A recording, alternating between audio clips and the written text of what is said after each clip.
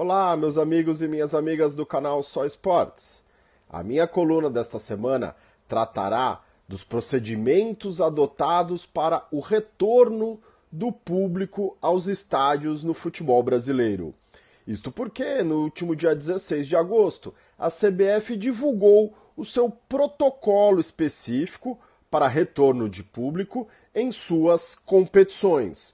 Nós já vimos nos últimos dias jogos no território brasileiro com público, mas jogos disputados por competições organizadas pela Conmebol, que detém o seu protocolo específico para tanto.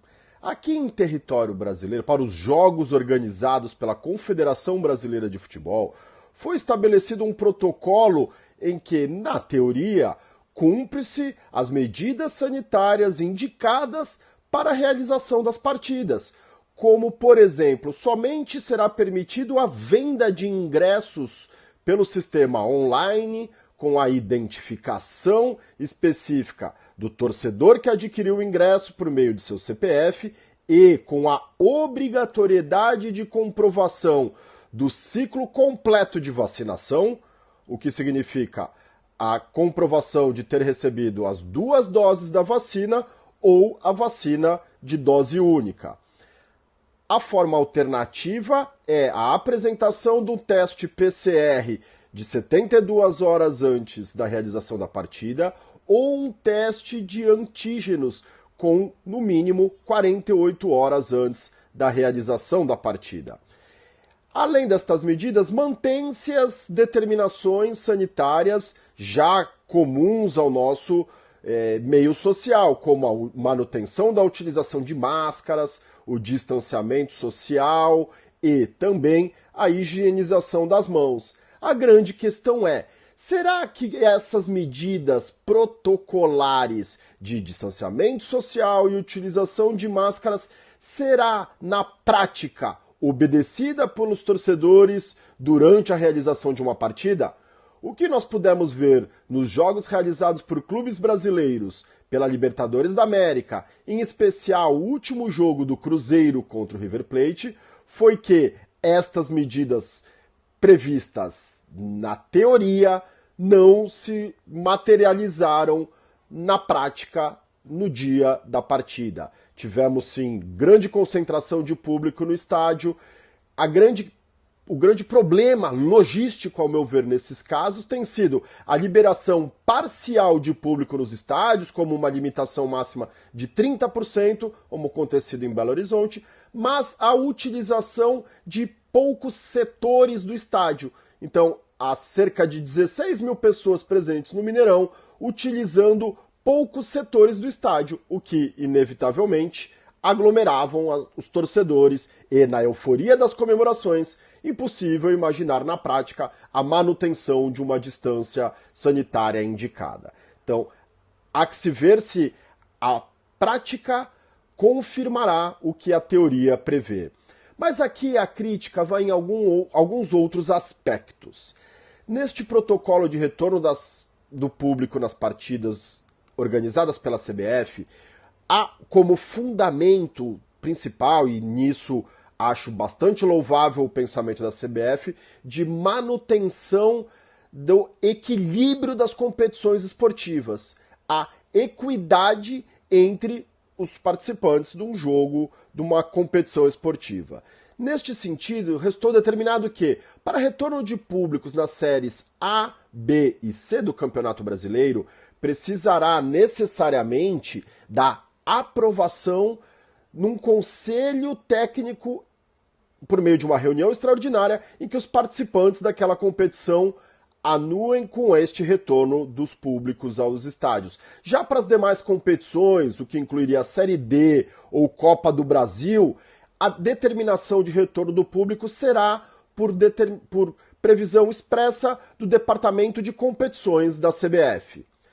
A CBF decidiu já que, para as competições de mata-mata, portanto, as fases eliminatórias da Série C e Série D do Campeonato Brasileiro e, evidentemente, a Copa do Brasil a partir das suas quartas de final, só será permitido no presença de público com vistas à manutenção do equilíbrio entre as equipes, caso as duas equipes envolvidas no confronto tenham a liberação das autoridades sanitárias do seu estado para presença de público nos estádios. E mais do que isso, é permitida uma diferença máxima de 15% da capacidade prevista para público nos estádios. Exemplificando, caso o confronto do time A com o time B, o time A mandante tem autorização do seu governo estadual de presença de 70% do público e no estádio do time B, no jogo em que será mandante, a autoridade sanitária local somente autorize 20% de público, não será permitida a diferença maior do que 15%.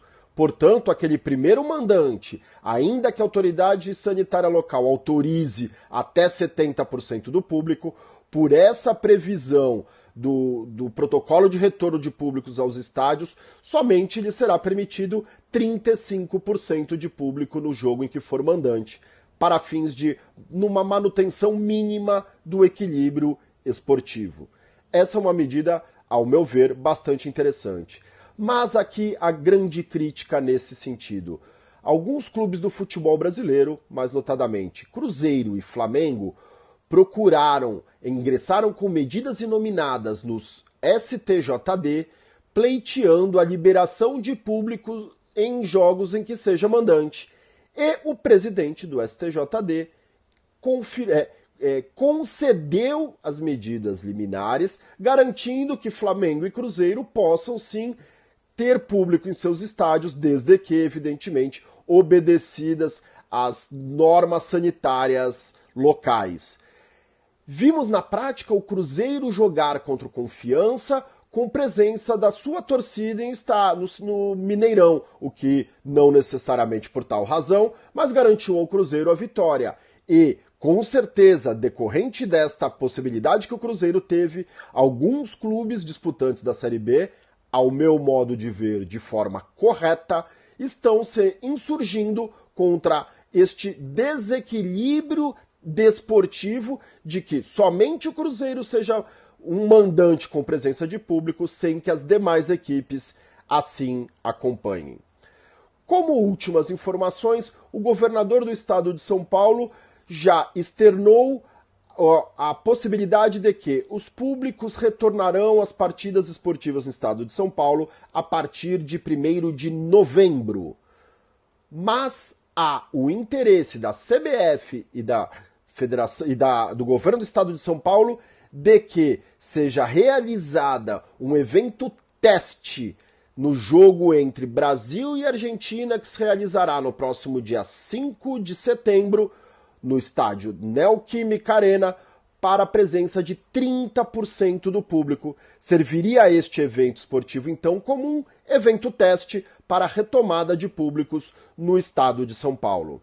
Pois bem, estas são as condições atuais, as previsões atuais de retorno de público aos estádios no estado de São Paulo e no futebol brasileiro, e veremos os próximos acontecimentos, sempre passíveis de atualizações das nossas colunas semanais.